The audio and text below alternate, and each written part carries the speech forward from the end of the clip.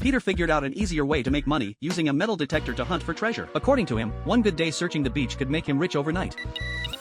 Jackpot! Wow, an iPad! This thing finds everything! Engagement ring! Family locket!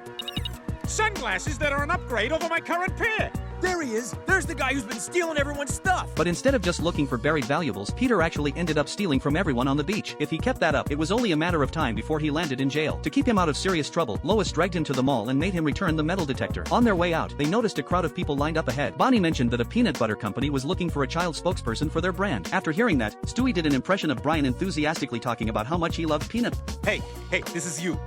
I'm Brian. I like garbage peanut butter, and I wear my I voted sticker for a week and a half. Nom, nom, nom, nom, nom, nom, nom, nom, nom.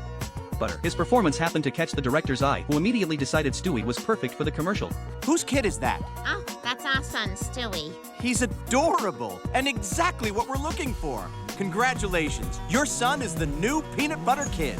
My God, I don't believe it. Eager to show off her son's big break, Lois invited family and friends over to watch Stewie's ad. Yum, yum, yum, yum, yum, yum, yum, yum, yum, yum, yum, yum, yum, yum, yum. Scooter's peanut butter. So good, your baby will want to eat it in an airport terminal bathroom.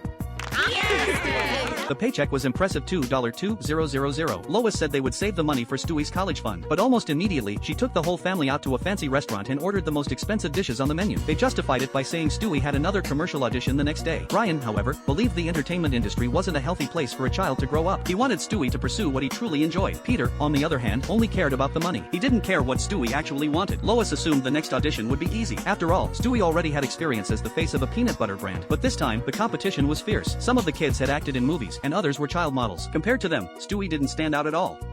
Ow! Ow!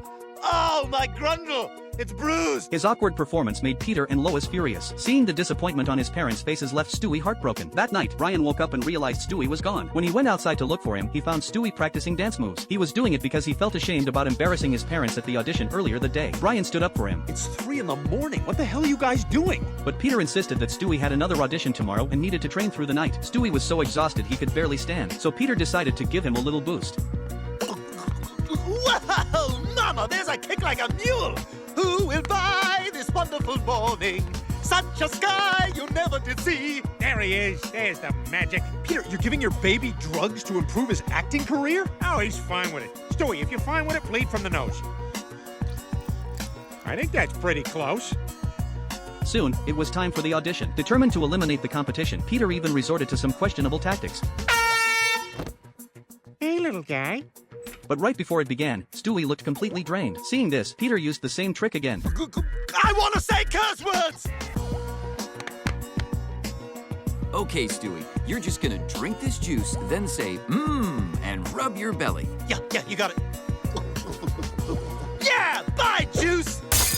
The director, impressed by how energetic Stewie suddenly seemed, immediately chose him as the new spokesperson. Peter and Lois were thrilled. That very day, they used Stewie's earnings to buy brand new appliances for the house. Peter even bought himself a voice-controlled 3D printer. Print Coyote.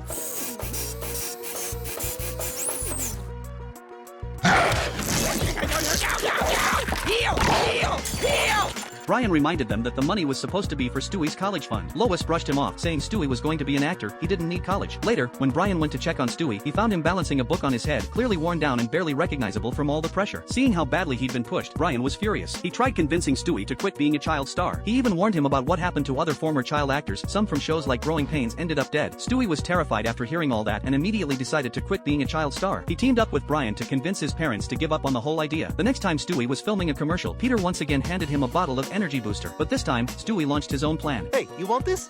Sure, I'll drink anything. Shut your hole, bitch! I'll tell you what I want fresh squeezed. These!